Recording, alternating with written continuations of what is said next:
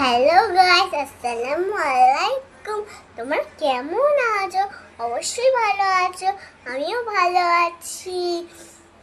আজকে আমার একটা পার্সেল এসেছে ফ্লিপকার্ট থেকে, সেটা আনবক্সিং করতে চলেছি। চল সেটা করা যাক। এই যে আমার পার্সেলটা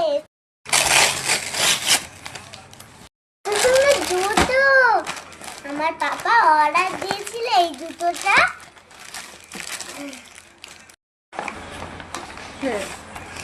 এইটা আমার খুব প্রয়োজন ছিল।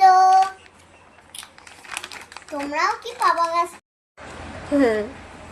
এটা তোমাদের কেমন লাগলো আমাকে জানাবে। এটা আমার পাপা কিনে দিয়েছে, এটা আমার খুব প্রয়োজন ছিল। এইটা আমার খুব পছন্দ কালারটা। টাটা।